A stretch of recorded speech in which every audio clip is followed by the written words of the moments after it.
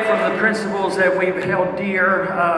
We know now as a nation that will torture, has tortured, probably still torturing it, that we assassinate American citizens. And don't try. I mean, this is not what America's supposed to be about. When we recover and restore the republic, there will be a president that will not assassinate American citizens.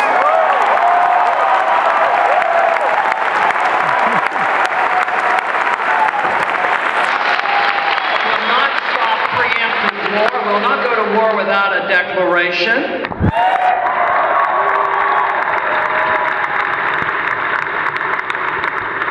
respect to the principle that's as old as 1215, that is the writ of habeas corpus. Right now, we're working on that.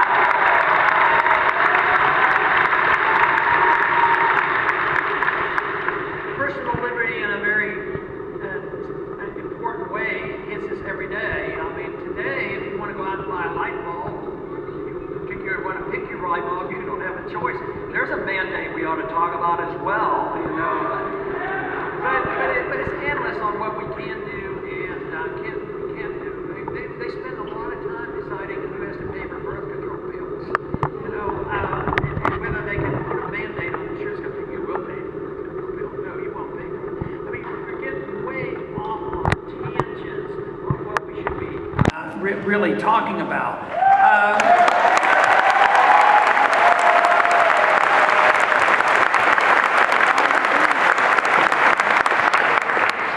But today, you know, if you want to buy raw milk, you might not be able to. The federal government puts prohibitions on you deciding to drink your own raw milk. So that is the nanny state that we do not need. We don't need any more nanny states.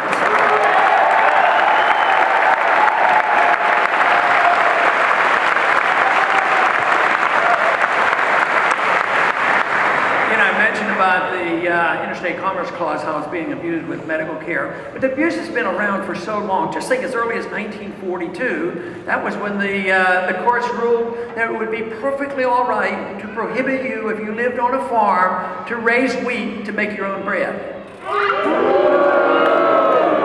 And if you did, you could be fined a lot of money, and if you didn't pay a fine, you'd go to prison for raising wheat on your own farm. So this is the kind of thing. It's been incremental. The incrementalism is what we have failed to recognize. But I think the increments have been so great, and they've been expanding so rapidly, and the economy is weak. A lot of people are waking up, and I think the younger generation is certainly waking up.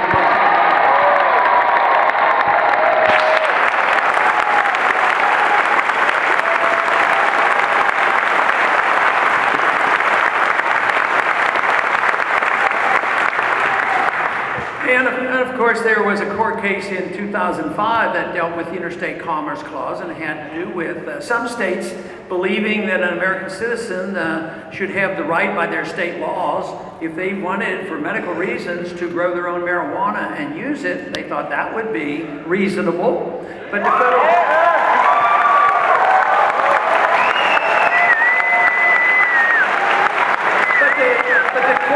the courts came down and said, no, that is not reasonable. Interstate commerce prohibits you from doing this, and we have the right to regulate this. But, you know, in a free society, as much as I detest the use of drugs, especially prescription drugs, they are so dangerous, so awful.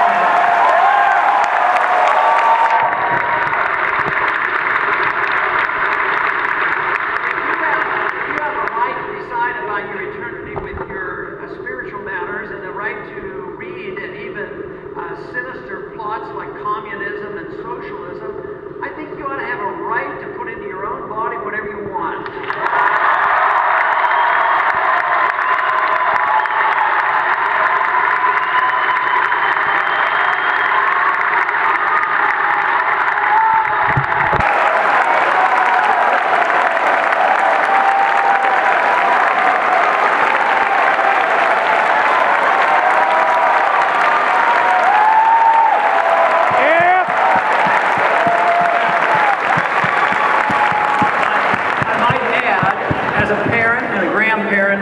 opposition, do it with a great deal of caution. In a free society, you have to take care of yourself. This notion that the government can protect us against ourselves is the principle that has to be challenged, because they can't do it, because they don't know how. They don't have the right to do it.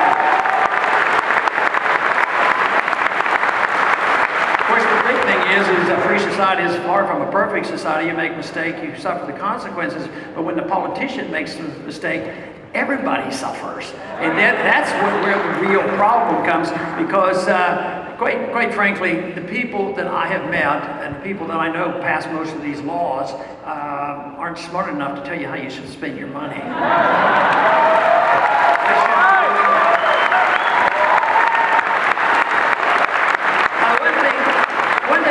Suggested to try to get their attention and get the attention of the American people about this mess and all this spending, because, first we tax and then we borrow and then we print the money. If people are determined that they want to move along into the welfare state and the warfare state, it'd be nice if they would follow the Constitution. But since they don't, one other way we could get their attention is repeal the withholding tax. No withholding tax at all.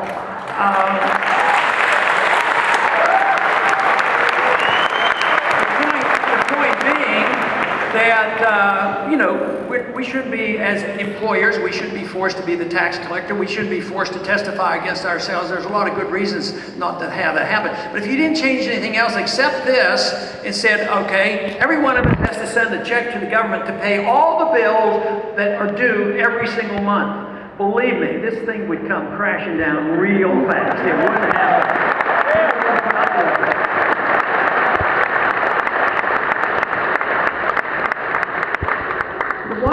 Is that we live in a great country. We live in the richest and the freest country and the largest, most prosperous middle class. The bad news is that if we don't do something about it, it's going to say goodbye, But the good news also is that the revolutionary spirit, the spirit